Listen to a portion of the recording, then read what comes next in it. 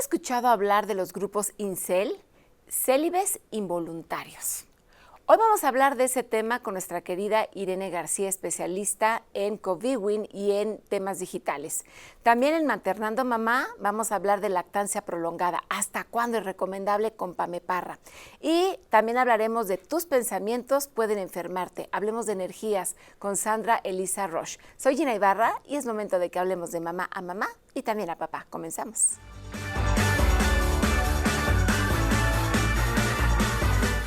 Bueno, pues ya estamos aquí con ustedes. Gracias por acompañarnos.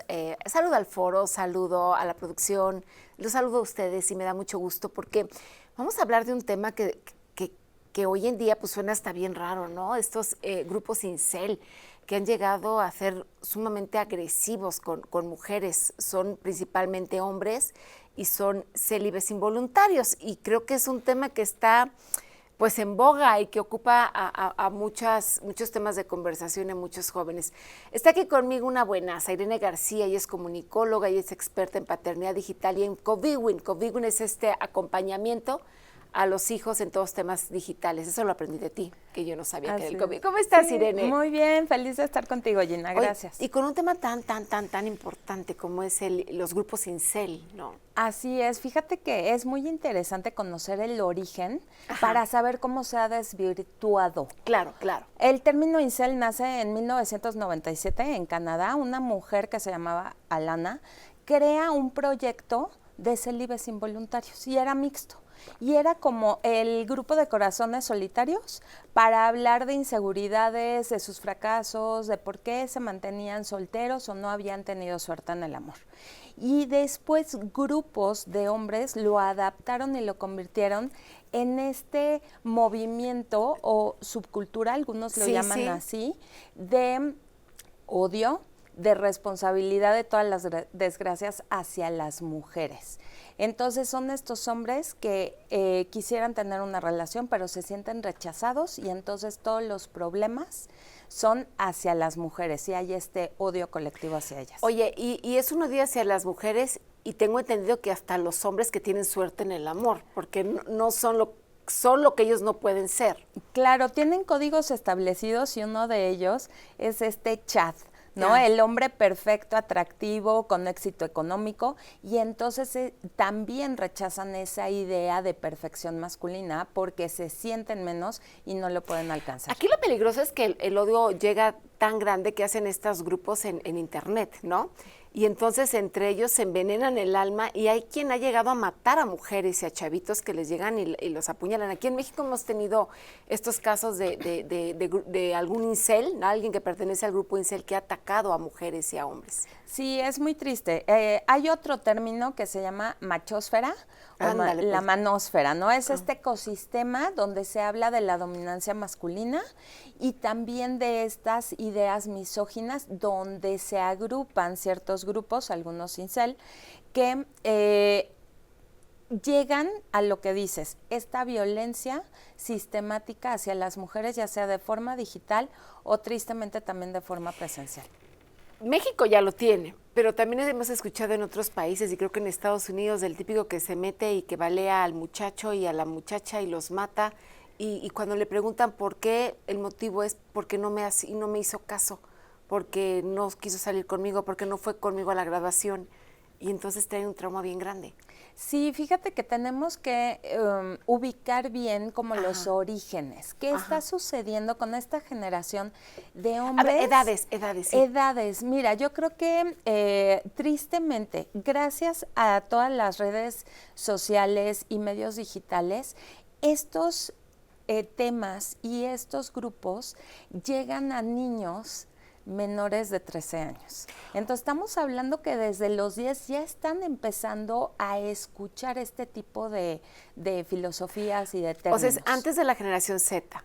La generación Z es de los 13 años a los 30 aproximadamente. No, los Zetas son los que nacieron a partir del 2000, ya están cumpliendo 23. Entonces, si estamos hablando ya de niños alfa, que sí están cumpliendo, por ejemplo, 10, 15 años. No, están cumpliendo ya casi 30, los Zetas. Es que algunos nacieron en el 98, 97, 98. Sí, tienes o toda sea, la razón. algunos ya casi están treintones. Pero estás hablando tú de los alfa, generación anterior. Estos son los más recientes, los que están naciendo por 2010, que ahorita están cumpliendo 15 años. ¿Son los que están ahorita más en grupos incel? No, es que, ¿sabes qué sucede, Gina? No quiero generalizar que todos, pero que tienen acceso más a redes sociales. Entonces, si estamos viendo adolescentes que empezaron hace como 3, 4 años a tener móviles y entonces acceden a videos de YouTube o de redes sociales acerca de estos temas, sí estamos viendo una generación de adolescentes, y lo vimos en la serie de adolescencia. Sí, claro. Muy chavitos, como de 13 años. Sí. De hecho, él era un incel, ¿no? Sí. Que no le hacían caso y entonces por eso actuaba como actuaba. Así es. Entonces estamos viendo que es una generación, y no quiero hablar de edades, sino de aislamiento. Estoy de acuerdo contigo de no etiquetar como generación, pero sí creo que podríamos hablar que estadísticamente se está presentando en ciertas edades. A lo mejor en un 40, 50 no se está presentando este grupo, podría haber alguno, pero básicamente es en jóvenes, es a lo que me quiero centrar. Sí, exactamente. No como generación, pero sí por edades. Sí, totalmente. Y tiene que ver mucho esta parte de estar conectados y de consumir muchas plataformas digitales donde hay foros de discusión incel. Entonces, dentro de estos códigos hay un 80-20, ¿no? Que hablan de esta ley donde el 80% de las mujeres elige solamente al 20% de los hombres. No, pues está bien desproporcionado. Totalmente. Entonces, eso es lo que hacen y, lo que dicen. Y también hay un término que se llama red pill, que es la pastilla roja, y hace referencia a la película de Matrix, donde quiere saber la verdad, entonces se toman la pastilla roja y entonces se da cuenta de esta verdad del 80-20 y de que las mujeres van a preferir por temas primitivos al mejor hombre al macho alfa. Oye, no entendí esto de la pastilla roja. ¿Realmente existe es una metáfora? Es una metáfora. En la película de Matrix le dan al personaje la pastilla roja o azul, y la roja significa saber la verdad, ¿no? Entonces, cuando dicen la red pill, es que ya sabe la verdad, y es que los hombres van a elegir a las mujeres más atractivas, igual las mujeres. Y además tienen códigos para hablar, ¿no? Creo que las mujeres las llaman de una manera, los hombres las llaman de otra. O sea, sí. Totalmente. Por ejemplo, lo que te decía del hombre exitoso, atractivo, son los chats. Las Stacy son las mujeres atractivas que jamás se van a fijar en un incel, ¿no? Hay estos hombres alfa, los beta, que son estas personas o estos hombres que son amables, pero se ven débiles. Ajá. Entonces, ellos se ven como perdedores.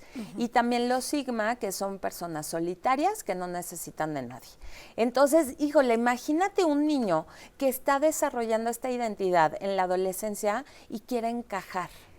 Y entonces sufre el rechazo de una niña que le gusta, y entonces empieza a ver este contenido. ¿Qué pasa aquí y por qué hay que relacionarlo con las redes sociales? Por el algoritmo, Gina. A ver. Tenemos que recordar que las plataformas digitales se manejan por algoritmos.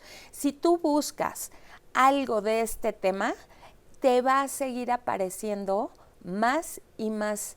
¿Por qué? Porque las plataformas quieren la atención total. Sí, claro. Entonces dicen, le interesó este tema, entonces vamos a enviarle más información, y ahí es donde llegan a engancharlos. Y eso es donde te pasa todo, porque incluso estás viendo tu Instagram a lo mejor y te detienes viendo descuento en tal aerolínea. Bueno, lo pasas y te sale 25,000 de esa aerolínea, 25,000 promociones. Es más, ni siquiera lo tienes que buscar, Gina, y tenemos que ser muy conscientes también los papás. Con que te quedes 3 segundos viendo, ya inmediatamente el algoritmo dice, se detuvo aquí. Entonces, con los niños, te digo una cosa, yo no sé pero dicen que hasta, si estamos hablando ahorita de algo, hasta el celular al rato nos van a aparecer 25,000 cosas de incel. Totalmente, o sea, totalmente. Los teléfonos oyen. Los teléfonos nos tienen muy, muy checados. Entonces, eso es lo que genera que más niños estén buscando este tipo de información y que lleguen a estos grupos. ¿Qué responsabilidad tenemos como padres para que un hijo caiga en estos grupos incel? Porque al final de cuentas son grupos de odio. no empezaron así, pero hoy se convirtieron en eso, en odio hacia la mujer, en el baja autoestima, en rechazo a ellos mismos, enojo con el mundo. O sea, qué responsabilidad para que un hijo esté clavado y sea vulnerable para ser captado en estos grupos. Mira, yo creo que es mucho aislamiento y falta de habilidades sociales. ¿Qué es lo que sucede con nosotros? Que estamos también muy afuera de casa.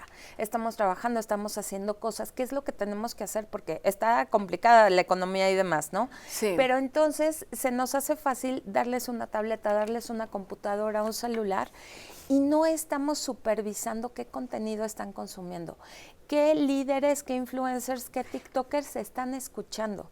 Entonces tenemos, aunque estemos fuera, Gina, sí, te entiendo, regresar, aterrizar, revisar historiales en Google, en YouTube, en TikTok, qué está buscando nuestro hijo y empezar a generar conversación. Y hablar con ellos de ciertos temas, ¿no? Entre los valores familiares, sobre el respeto a cualquiera, ¿no? Y en este caso a las mujeres, pero, o sea, que se hable de estos valores que son tan importantes y que a veces se nos olvida inculcarle a los hijos. Totalmente. Fíjate que hace unas semanas me invitó YouTube a compartirme que hicieron alianza con UNICEF para lanzar un curso gratuito de crianza positiva. Déjame ir una pausa comercial y ahorita nos platicas esa parte, porque creo que todos los papás deberíamos de reflexionar sobre qué estamos haciendo con nuestros hijos y hasta dónde los estamos dejando llegar. Vamos a una pausa, regresamos.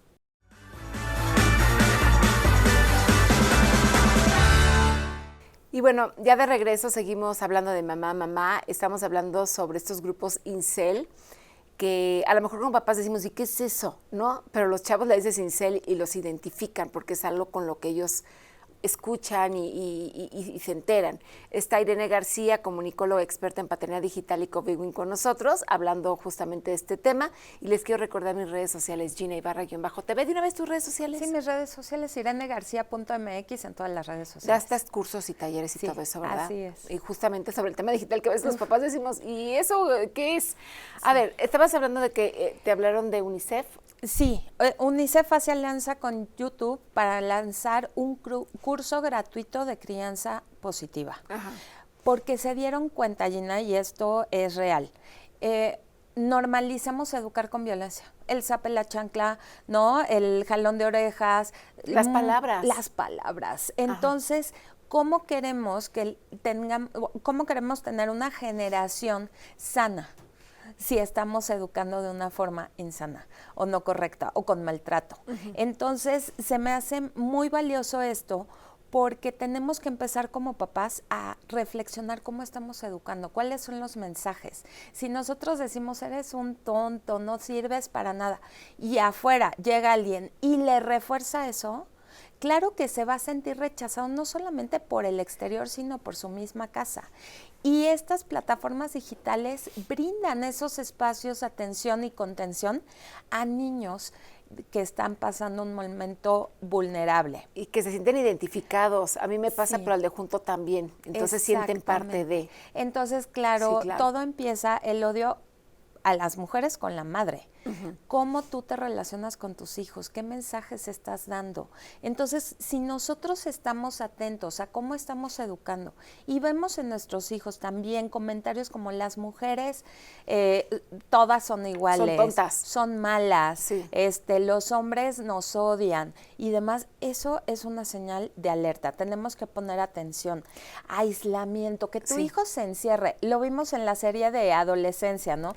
Es que estaba todo el tiempo en su cámara, o sea, creemos que estaba seguro. Sí, pero ¿a quién está escuchando? ¿Con quién se está relacionando en línea? Entonces, cuando hay aislamiento, cuando no quieren salir, ese también es una señal de alerta que tenemos que tener muy en cuenta. Y ojo, porque puedes decir, ahí está aborrecente, ¿no? Decimos, total, no quiere vernos a nadie y que las hormonas. Pero hay una diferencia entre que quiera espacios a solas a que esté todo el tiempo y qué está haciendo adentro. Por ejemplo, el caso del chico que pues en el CCH atacó a un compañero. La mamá sabía. Que lo iba a hacer porque habló por teléfono, totalmente. ¿verdad? Entonces, habló a la escuela para decir sabía que tenía armas. cómo se viste, cuál es su cuidado personal, la higiene, si es descuidado, si está de mal humor, si está irritable. Las mamás sabemos a quiénes tenemos en casa, entonces tenemos que ser responsables y prevenir, no esperarnos hasta ese día. Ese caso que tocaste ahorita, porque no fue hace tantísimo, sí mató al muchacho, ¿verdad? E hirió a un guardia, según tengo entendido, y la muchacha escapó. Sí, para quien no esté enterado del caso. O sea, él, de un grupo incel, sí llegó a matar a un muchacho que era de los chats. Así es. Bueno, ya conociendo la historia, vemos que sí sufría bullying este muchacho, Lex Ashton, que fue el que perpetró el ataque. Sufría bullying, tenía pues mucho resentimiento y estaba en foros incel. O sea, eso sí o sí afectó. Sí, influyó, claro. Así es. Entonces, él también, muchos de estos que cometen acciones de este tipo de violencia, se suicidan. Entonces lo que hizo fue saltar, pero... sí, le falló. No, le falló. Ahora sí que no afortunadamente, digo, la verdad es que... Pero está en la cárcel hoy en día. Sí. Entonces, pero estamos viendo una radiografía, Gina, de un sistema familiar roto, donde los niños se sienten abandonados y buscan atención fuera de casa. Entonces, como papás tenemos que estar muy atentos a hacer acompañamiento. ¿Qué estás viendo? Interesarnos por lo que hacen. Yo sé que muchas veces no se nos antoja ver a los youtubers que ven, a la música que escuchan, pero es necesario para entenderlos y también para atacar un problema antes de que explote. Esto es justamente lo que hablaba yo al principio, que ella nos enseñó la palabrita de co-vigwin, este acompañamiento, que tienes que estar al pendiente de lo que están haciendo tus hijos e incluso cuestionarlos, ¿no? Totalmente, saber qué piensan acerca, por ejemplo, por eso la serie de adolescencia creo que nos abrió un panorama muy amplio de todos estos términos. Sentarnos con nuestros hijos, compartir el espacio y platicar qué hubieras hecho tú, qué piensas que a él le hubieras salvado. ¿Crees que el rechazo es normal? Y hablar del rechazo, no todos nos van a aceptar. Y qué bueno, ¿no? No estamos hechos para todo el mundo. Entonces, eso, ¿cómo manejarlo? Y ¿sabes qué, Gina? Yo creo que reforzar la seguridad de nuestros hijos. Ahí lo dicen perfectamente. El niño tenía una habilidad enorme para el dibujo, pero el papá estaba necio que jugara fútbol porque era hombre y él quería que su hijo jugara. Y no era bueno. Entonces, si vemos una habilidad, una fortaleza en nuestros hijos, explotarla, apoyarlos, llevarlos a clase y eso les refuerza porque que ellos sepan que no son buenos en el fútbol, no importa, pero son muy buenos en otra cosa. Tienen habilidades y hacérselos notar, ¿no? Totalmente. O sea, hablar más de las habilidades que de los no talentos que podemos tener todos, ¿no? Sí, totalmente. Y hablar mucho de respeto y empatía, y eso sí empieza en casa. Cómo yo me refiero a mis hijos, cómo me trato a mí misma, cómo trato a los demás. Vamos en el tráfico y estamos atacando a todos y siendo groseros y demás. No, o sea, tenemos que reflexionar muchísimo y también fomentar el círculo social de nuestro hijo fuera de pantalla. Generar, pues, desde partidos o salidas, que vengan a la casa, conocerlos, involucrarnos también en esta vida social, con quién se está relacionando y qué hay también en las familias de ellos. Claro. Oye, a lo que estoy viendo contigo, eso estamos entendiendo todos, es que sí hay focos rojos y que sí tendremos que observar mucho a nuestros hijos. Cuando dejamos de verlos es cuando llegan a pasar este tipo de cosas, porque se van por caminos lejanos a lo que quisiéramos como padres. Totalmente, y es que tenemos que aprovechar, y tristemente, Gina, cada día sale una noticia de un riesgo digital de algún adolescente, retos, qué cosas.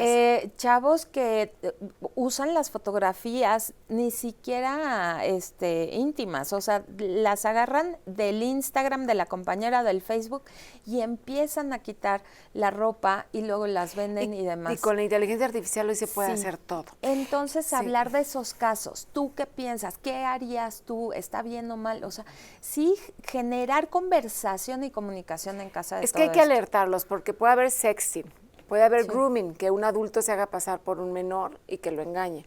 Puede hablar esos grupos incel, pero también hay grupos de anorexia y de bulimia, ¿no? Que también los jalan, o sea, puede haber... A ver, Gina, y quiero decirle a tu audiencia que, ser mamá es difícil, ser buena mamá es más difícil, pero ser buena mamá en la era digital es casi imposible, ¿no? Sí. Pero sí tenemos que estar involucrados en todas estas tendencias, en qué es lo que consumen nuestros hijos en línea, a quiénes siguen, cuáles son sus influencers de confianza. Y cuando chequemos alguno de estos códigos, los emoticones, revisar los comentarios que les dejan a nuestros hijos. Porque creo que también los emoticones tienen un significado. Tienen todo un significado. Entonces, por ejemplo, la pastillita roja, la bomba, el 100 es esta regla del 80-20. Entonces, si vemos que nuestro hijo tiene en sus redes sociales, usa estos códigos, estos emoticones o los recibe, aguas, ahí abrir la conversación. Oye, en mujeres no hay mujeres en grupos incel, ¿o sí hay? Fíjate. ¿Y odian a los hombres? ¿O qué? Sí, también los culpan.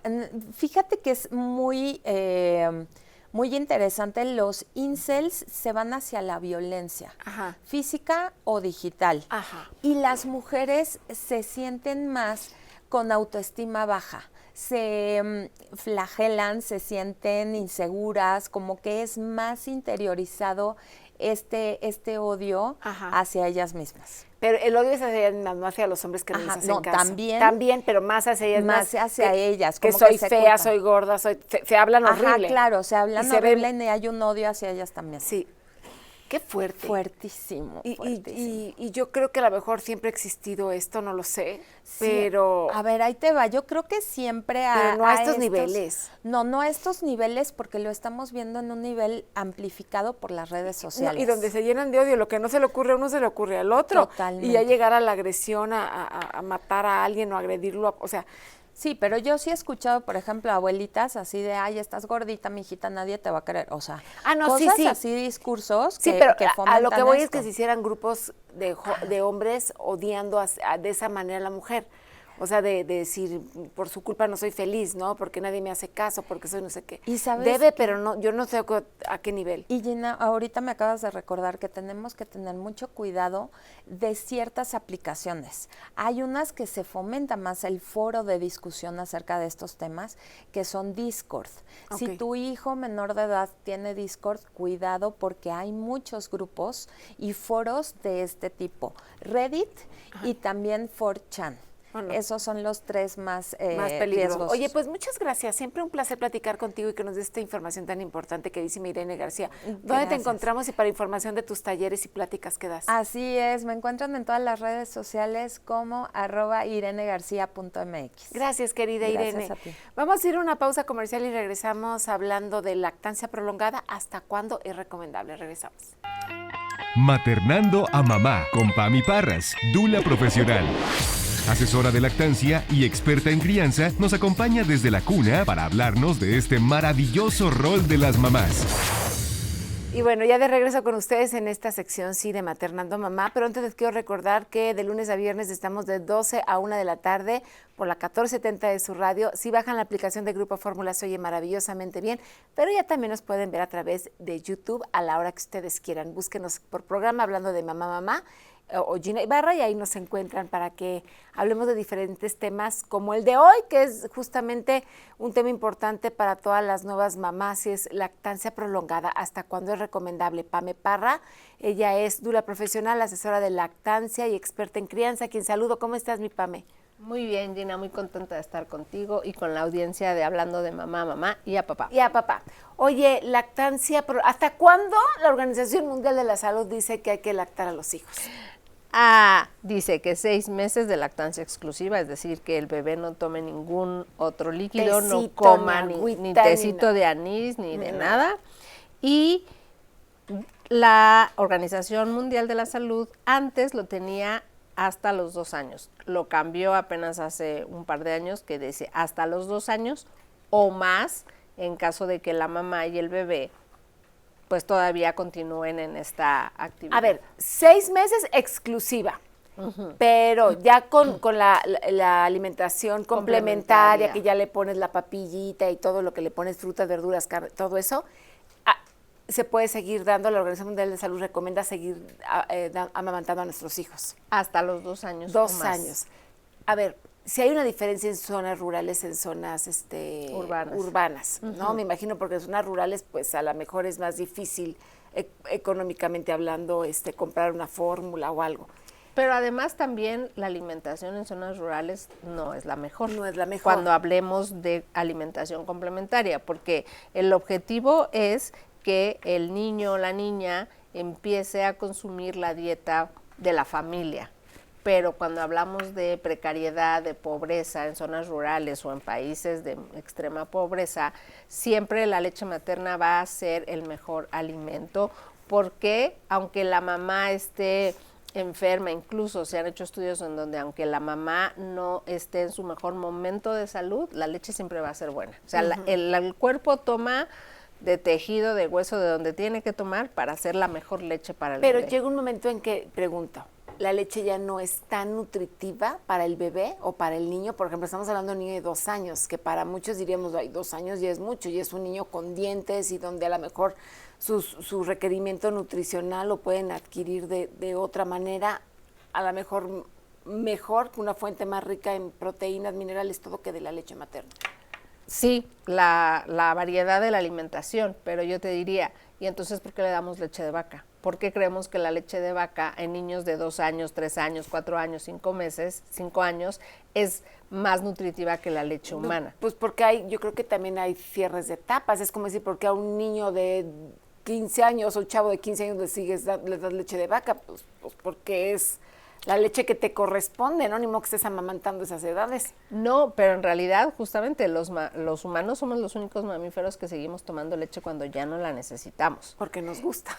Exactamente. Bueno, creo que tiene calcio y cosas también. Hay tiene otros cosas. alimentos, por ejemplo, el brócoli, y si mezclas ciertos alimentos vas a tener mucho más calcio que un vaso de leche. Claro, pero igual puedes tomar brócoli y leche, ¿sabes? O sea, la leche también te aporta algo, no es de que la leche no te aporte nada. No, lo que yo digo es, la leche humana sigue siendo nutritiva tanto o igual o más que la de vaca. A ver, pero hay como que para todo el desarrollo cerebral. El punto aquí creo que lo que causa incomodidad es que se siga tomando directo del pecho materno. Ajá. Ese es el punto, porque nadie toma leche directo de la vaca, ¿no? Pero yo creo que hay muchos otros puntos. Imagínate que tú quieras seguirle dando leche materna a tu hijo de 6 años. Aunque no la tome de tu pecho materno, también como mujer, o sea, qué cosa de estarte sacando la leche para dárselo. No, o sea, claro, pero son dos argumentos distintos. No es porque la leche no siga siendo buena. La leche humana sigue siendo buena independientemente de cuánto tiempo lleve la mamá produciendo leche. Se han hecho estudios longitudinarios, es decir, toman a personas que fueron amamantados hasta más de 2 años, van siguiendo su vida y se dan cuenta que hacia los 20, 30 años son personas más sanas, con menos enfermedades. Y lo que se ha probado también es que en la leche materna hay intercambio de células madre, y entre más se consuman esa leche, los beneficios, claro, ya no es la base de su alimentación, no. Ya no es la base de su alimentación, porque ya come proteína animal, ya come verduras, frutas, ya tiene todos los grupos alimenticios en su dieta diaria. Pero ¿en qué sí sirve? Tiene nucleótidos y tiene factores de protección para que la persona en su vida adulta e incluso en su vejez reduzca el riesgo, reduzca la posibilidad de enfermedades crónico-degenerativas o inmunodepresivas, ¿no? Como el Alzheimer, el Parkinson, la esclerosis múltiple. La pregunta es que esa leche, si dura hasta el año, ¿no protege?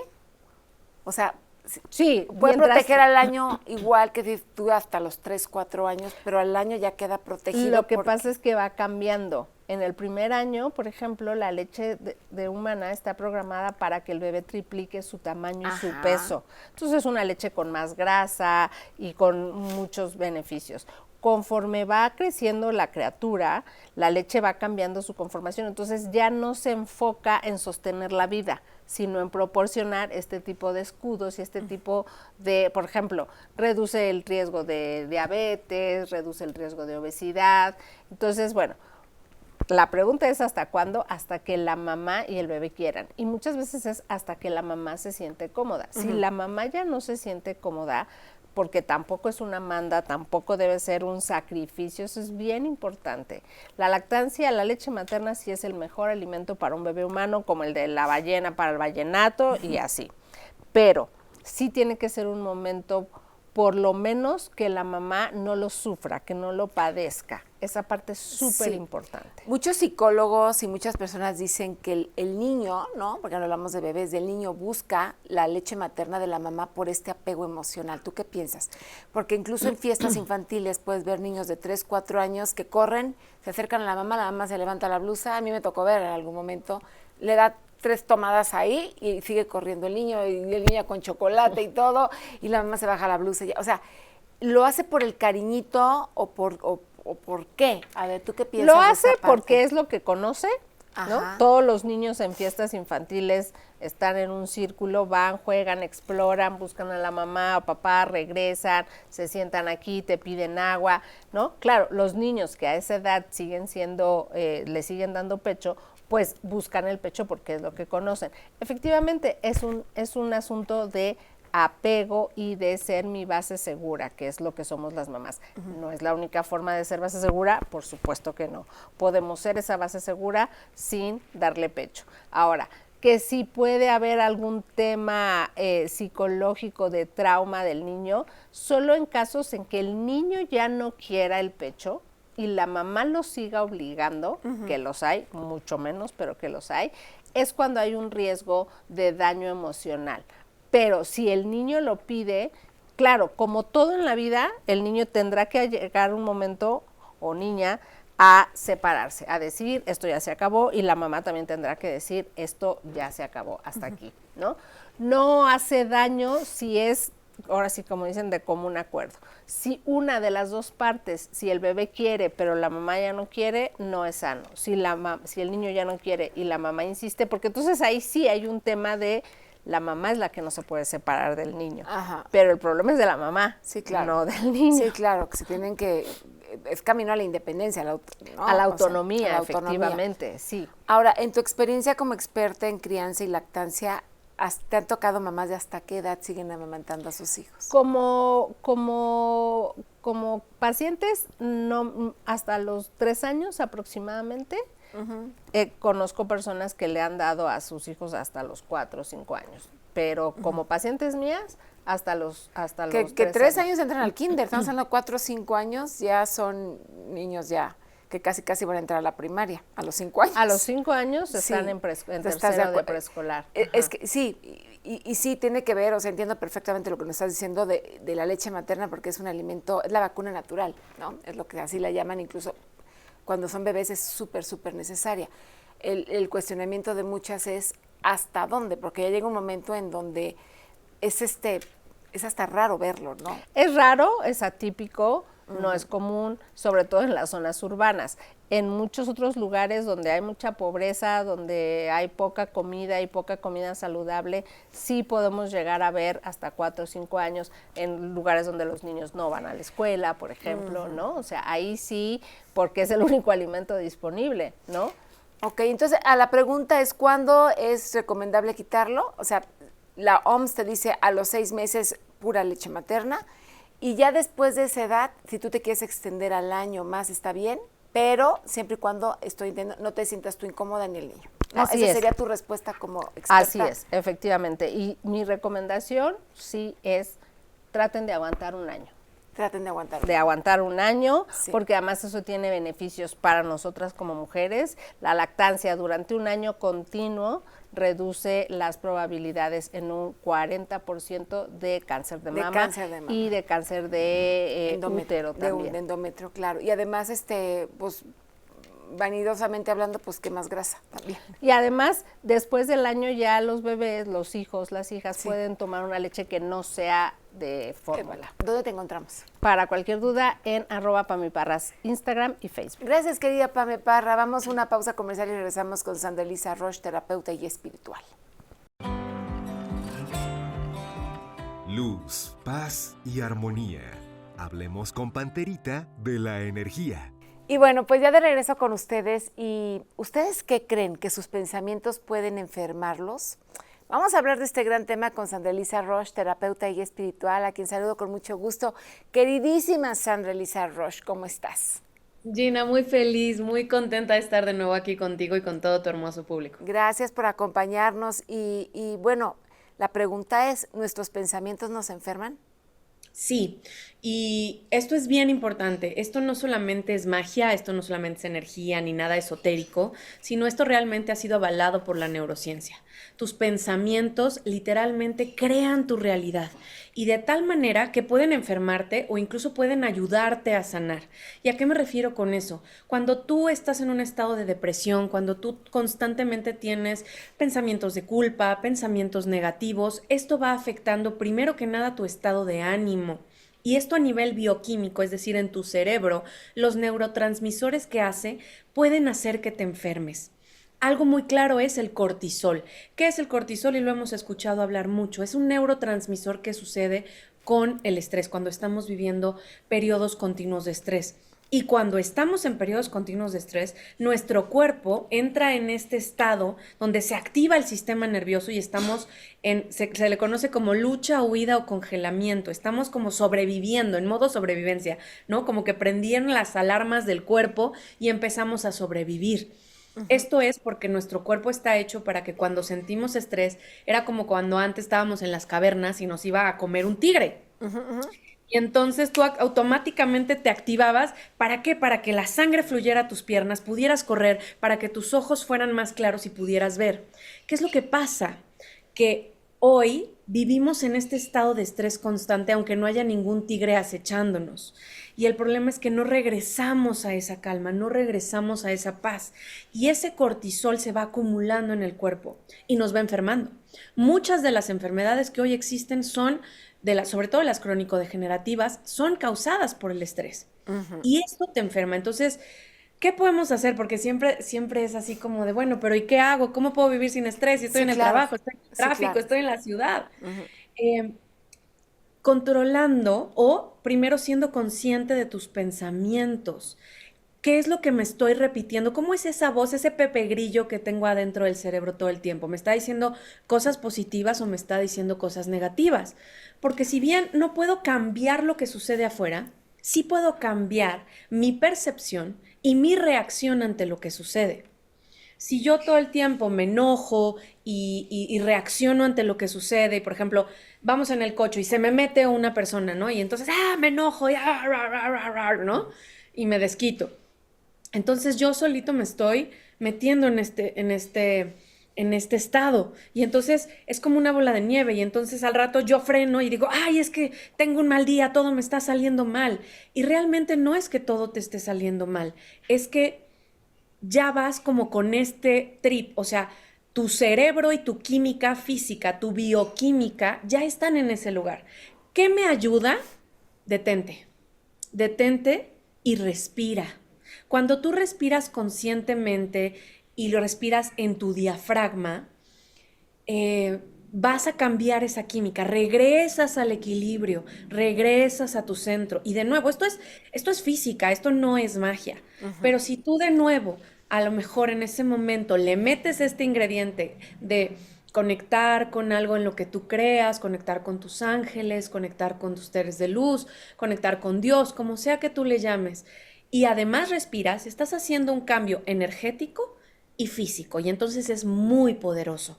¿Qué pasa si no lo hago? Entonces vivo en este modo de aceleración y de sobrevivencia constante y mi cuerpo se cansa como una máquina y comienzo a experimentar fatiga, dolor de cabeza, ya no me puedo concentrar, esto que se le llama brain fog, ¿no? Que no puedo pensar bien. Y es porque mi cuerpo constantemente está cansado y eso viene de mis pensamientos. Entonces, con los mismos pensamientos puedo transformarlo, es decir, respira, todo está bien, estás haciendo lo mejor que puedes, solo es un mal momento y entonces le quito el drama. ¿Por qué? ¿Qué pasa? Si yo me sigo repitiendo todas estas palabras negativas en mi cabeza, todos estos pensamientos que están rumiando, como si fuéramos una vaca rumiando, entonces se van acumulando y cada vez pienso más. Y hay una cosa maravillosa de nuestro lóbulo frontal que dice, cuando tú estás pensando algo, tu cerebro está diseñado para buscar más de eso. Entonces, si Fuerte. yo estoy pensando algo negativo, Sí. voy a encontrar muchas cosas negativas y me voy a enfocar en lo negativo. Así funciona tu cerebro. Y Pero si yo me enfoco en cosas positivas, voy a empezar a encontrar cosas positivas en mi vida. Y lo que decimos el cerebro se lo cree, ¿no? He escuchado que no es lleno de 100%. sarcasmos, ni, ay, soy un tonto concedido, eres un tonto, ¿no? Para ti, dentro de tu sistema de creencias. Totalmente. Y muchas veces la voz más cruel, la más dolorosa, es la que nos decimos a nosotras mismas o nosotros mismos. Nos juzgamos con una severidad, nos hablamos feo, nos criticamos en frente al espejo, nos regañamos todo el tiempo cuando creemos que hacemos las cosas mal. ¿Y dónde está esa compasión por mí? ¿Dónde está esa porrista interna que me dice, tú puedes? Y suena como a lo mejor así de, uy, vamos a hacer esto, No, no. y es que tú eres muy positiva, y luego, no, no es solamente ser positivo, es darte cuenta y tomar la responsabilidad que tú eres responsable de tus pensamientos, y tú puedes decidir tener pensamientos positivos o pensamientos negativos. A veces el ruido de la cabeza es muy grande, pero es como cuando haces ejercicio, es un músculo. Primero eres consciente, y poco a poco lo vas ejercitando. Y a mí algo que me encanta es la gratitud. La gratitud es una llave maestra, es maravillosa. ¿Por qué? Porque cuando realmente experimentamos la gratitud, cuando realmente no es nada más decir así de, ay, gracias, ¿no? Como nos enseñaron cuando éramos chiquitos, ¿no? De decir por favor y gracias, ¿no? Así de, tienes que Sí, decir sí, por sí, favor sí, y claro. gracias.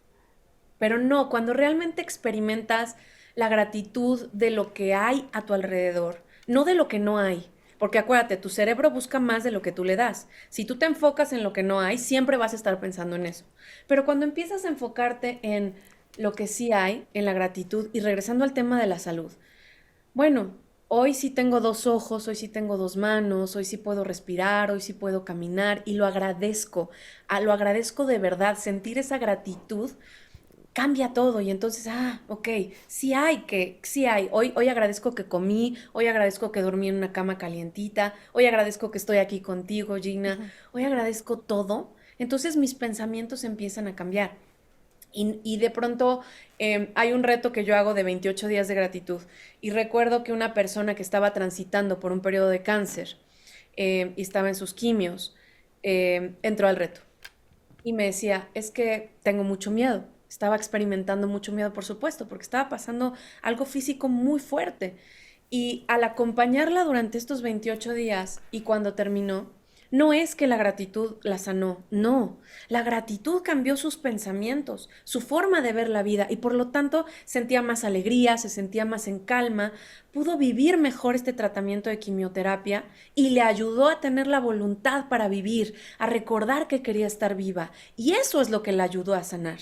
Ese pensamiento, esa gratitud que realmente cambia tanto químicamente tu cerebro, tu cuerpo, la forma en que te presentas ante el mundo, como lo que vas viendo a tu alrededor. Y no es que mágicamente tus pensamientos van a cambiar tu realidad, no, pero cambian cómo reaccionas ante la vida y entonces te cambian a ti y entonces tomas mejores decisiones y sí, entonces cambian tu vida. Oye, es un trabajo personal. Yo conozco una persona que cada vez que tiene pensamientos negativos trae una liga. En cuando se cacha hablando mal de él mismo o tiene un pensamiento pesimista, se da un ligazo. Y entonces automáticamente empieza a trabajar la parte positiva para cambiarlo. Entonces, a él le funciona eso. Y no sé si sea Esa una... es como la técnica de Pavlov, ¿no? Donde Sí. les daban así electroshocks o los perritos Sí, o así. bueno, pero pues al final de cuentas yo creo que sí, cuando nos cachamos todos hablando mal de nosotros mismos o teniendo un pensamiento negativo, es un trabajo de decir, no, no, no, hay que verle el vaso como el vaso medio lleno o el vaso medio vacío, verle lo positivo a las cosas y buscar. Yo siempre digo que los para qué, a veces los porqués no nos responden, pero sí los para qué de la vida. 100%, el por qué me pone en la postura de víctima, por qué a mí, por qué me pasa Sí, esto, por claro. qué yo, y el para qué me pone en una postura de decir, ok, esto tiene un objetivo, esto es para algo, para mi Sí. bien, Que a que lo no mejor puedo no ver lo a lo mejor. sabes en ese momento, pero después te vas a Claro. enterar, ¿eh? Y me encantaría que en vez de darnos ligazos, nos reforzáramos al revés, con algo positivo. Decirme, hoy me dije algo positivo, qué bien, me felicito y hago un bailecito de la victoria. ¿Por qué? Porque estas pequeñas celebraciones o estas pequeñas compensaciones también entrenan a mi cerebro, pero de una forma positiva. Decir, hablarme bonito se siente bien. Sí. Ok, entonces lo voy a hacer más. Y fíjate que hay entrenamiento. Yo he visto videos en TikTok de un papá que le está enseñando a su hija y en el espejo se ve y dice, soy grandiosa, soy feliz, soy no sé qué, chiquitita la niña. Y digo, no es que hagas una niña soberbia o que hagas una niña muy vanidosa, pero sí creo que a veces nos falta alimentar nuestra autoestima y alimentar a nuestros hijos por esa parte. Pero Totalmente. bueno, Como papás es nuestra responsabilidad enseñarlos. ¿Por qué? Porque la voz que ellos van a tener más grandes adentro de su cabeza es la voz de nosotros cuando son chiquitos. ¿Dónde te encontramos? Me encuentran en todas las redes sociales como Sandra Elisa Roch y en mi página web www.sandraelisarroch.com. Gracias, Sandra Elisa Roch, por habernos acompañado. Y bueno, ya nos vamos. Angie Cabrera en la producción, Hugo en su servicio social, en el staff, Quique y Jerry, Claudia, Gaby, Octavio y Shaq, en las cámaras, Cata, Vivi y Tristán, en el máster, Juan y Alex, y Miguel Santelices es nuestro editor. Yo soy Jenny Barra, les mando muchos besos. Dios con nosotros, aquí estamos con ustedes y para ustedes. Se quedan con la gran programación del Grupo Fórmula. Pásenla muy bien. Bye, bye.